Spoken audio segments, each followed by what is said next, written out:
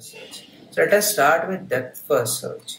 So in this illustration over here, as you can see, if you want to search an element in any tree, then you start with the root node, you move to the left node.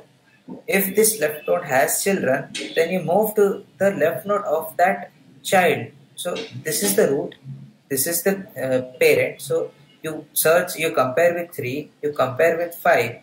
Now if 5 has children, then you compare with the left child of that 5. You didn't find it. Suppose we are searching for 9, this over here, this is the last element.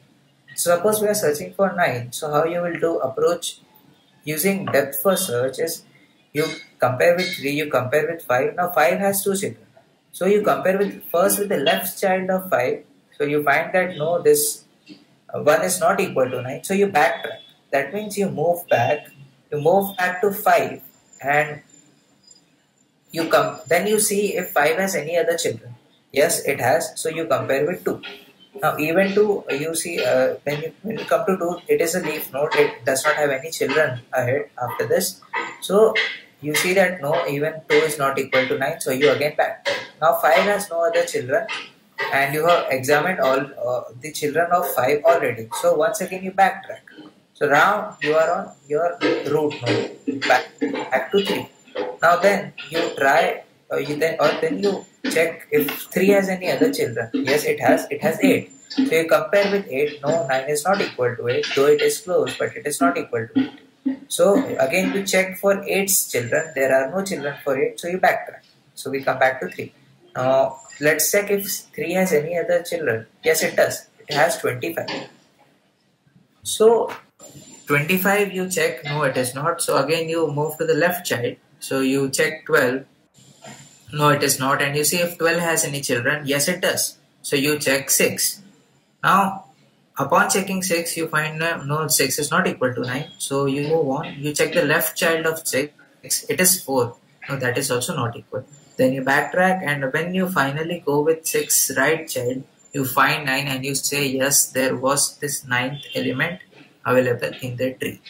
So this is how depth first searching works. So it is basically going through the depths of the tree. We are not searching level wise, we are searching depth wise. So that is why it is called depth first search. So let us read the algorithm or about depth first search. So depth first search is an algorithm for traversing or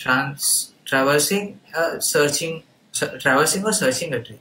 The algorithm starts at the root node and explores as far as possible along with branch before backtracking.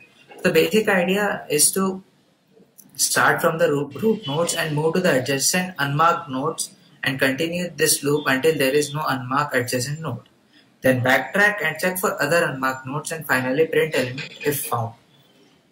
So if you see this animation now, 3 is compared, then 5 is compared, then 1 is compared, you backtrack, you compare 2, you backtrack, compare 8, you backtrack and compare 8, 25, then you compare 12, then you compare 6, then you compare 4, you backtrack and compare 9. You find it, you exit. So that is how depth first searching works. Okay.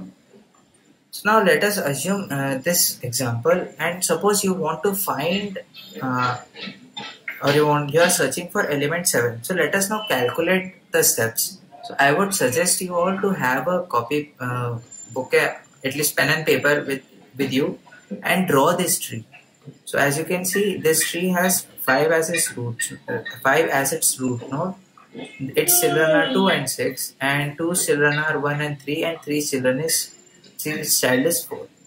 Then for 6, we have a child 7. We are searching for 7. So let us start. Okay. So we have 5. So for 5, we check the left node. So it is 2. No, it is not equal to 7. We check if 2 has any children. Yes, it does. Left hand node. So we have marked 5, we have marked 2 as well. Now we are searching 1 and we mark 1 that no, it is not our element. You backtrack. So from 2, you search for 3. Or you check if there are any unmarked nodes. Yes, there is 3. So you check 3 and you mark it as well because 7 is not equal to 3. Then you compare 4 and you mark it as well. Now you backtrack.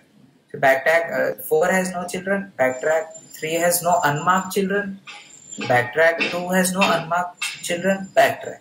Now we go to 5. 5 we again see that left hand side is all checked, so we move on to the right. So 5's right is 6. So we check 6. No, 6 is not our element. We see if there are any children of 6. Yes, there is 7. And as soon as you reach 7, you find your element. This is how DFS works.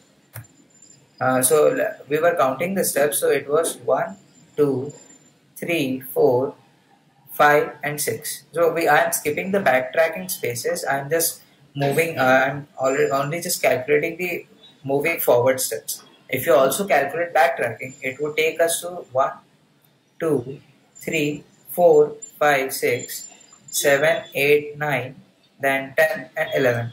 Including backtracking, we have 11 steps.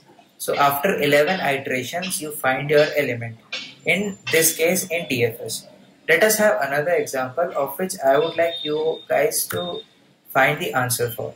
Suppose this is our example, and I would want to know, including backtracking steps, what are the number of steps that are required to find or search this element 6.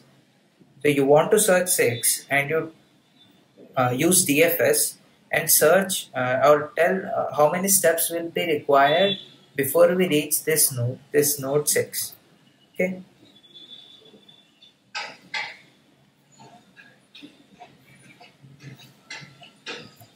So this was your example.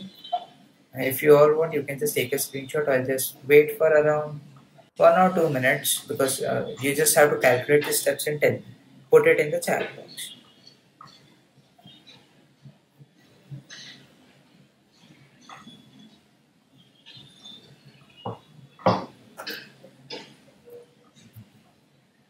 Okay, so we have answers 11. Okay, so let us check.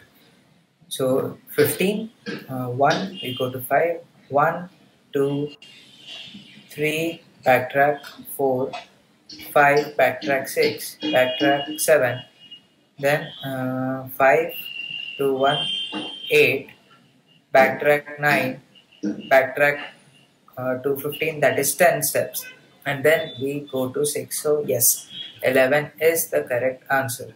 So I hope all of you got how 11 is the answer, and yeah, all the guys who have answered 11, yeah, you are all correct. Good. So that is about DFS.